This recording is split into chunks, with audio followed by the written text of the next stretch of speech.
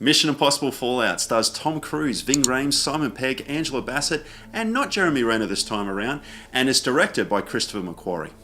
Ethan Hunt and his IMF team this time join forces with new allies after they choose to accept a mission that has them going after 3 plutonium orbs that a dangerous group known as the Apostles are after to launch a nuclear assault to bring about a new world order.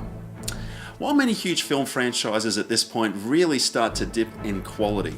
Come with me if you want to live! Now, soldier! Turn him off! One of the most fascinating things about the Mission Impossible series, I think, is that the film series just seems to be getting better and better as it goes. And after Rogue Nation, I was really curious how McQuarrie and Cruise were going to be able to top that film, as it was a fantastic film. But I think after many years of working together, McQuarrie and Cruise, I think that this film is exactly what they've been trying to make for all these years. McQuarrie's script and direction this time around is pretty tight, and while he still relies on those character masks from previous entries in the series, there's never really an eye-rolling moment here. In fact, it really works well. McQuarrie just looks at what worked really well in previous entries in the Mission Impossible franchise, and then just really expands on it and really ups his game for this outing. And so what we've got here is a lot of twists and turns in the narrative. We've got some fantastic action sequences, which we'll get to in a little bit. But what I was most surprised this time around is that this is a really personal story for Ethan. And what Fallout is really about in many ways is Ethan's choices in the past and also present in this storyline. In the past, Ethan has had to make the tough decision to either be loyal to the mission or be loyal to the people that he loves in being able to protect them.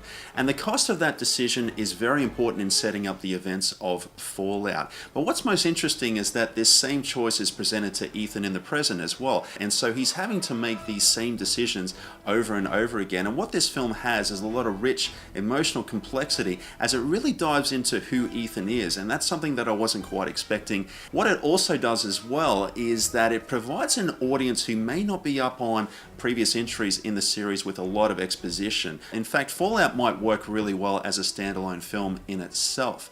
And with this rich emotional complexity, we start to care about Ethan more than we ever have before, and McQuarrie just handles this so well. That also goes for Luther and Benji, as Simon Pegg and Ving Rhames are given plenty of screen time this time around, and they provide a lot of comedy and dramatic moments in the film as well, which was really, really cool.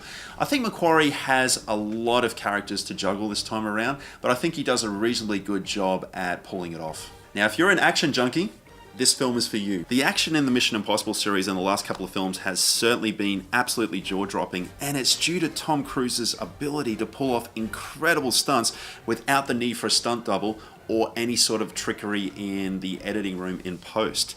Like the skyscraper climbing Ghost Protocol or the plane takeoff in Rogue Nation. And for a man in his mid-50s now, Cruise is still in incredible shape here, and he's constantly trying to find new inventive ways to put himself in danger to film some of the most incredible action sequences. There's so much going on here. McQuarrie and Cruise just throw absolutely everything at us on the screen, and I gotta say, most of it sticks. There's an incredible plane jump sequence, and there's also a bathroom fight with Henry Cavill that I think will probably be one of the best bathroom fights that's ever been committed to film. There's multiple action scenes that take place in the backdrop of Paris with lots of wide angles taking in the locations, including a bike car chase, and of course Cruise doing what he does very, very well, which is sprint really, really fast and jumps over rooftops.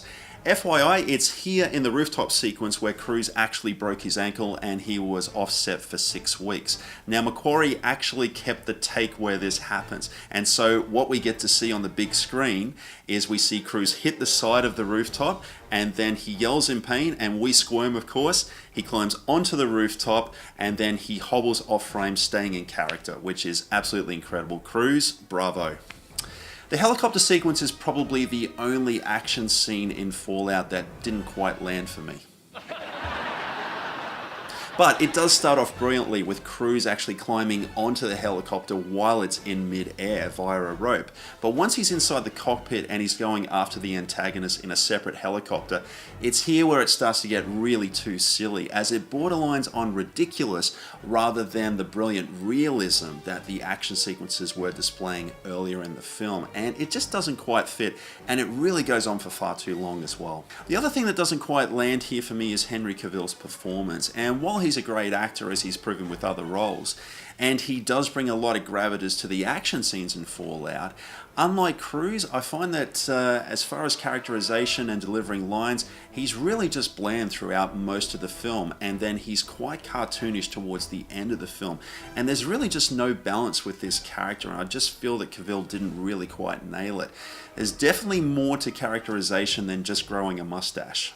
These slight nitpicks aside, guys, Fallout, I'm going to call it and say it's one of the best action films that we're going to get this year. Despite its 2.5-hour runtime, the film is never dull. It's a tight, entertaining ride with outstanding action sequences. It's technically outstanding, and it has a lot of great character moments as well with an engaging storyline. Don't miss this one. How is he? Hell, you know, same old Ethan.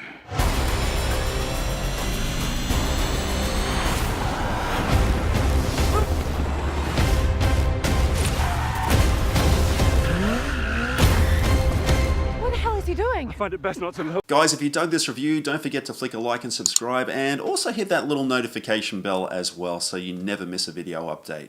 Until next time, guys, don't forget, a weekend watching movies is a weekend well spent. Thanks heaps for watching.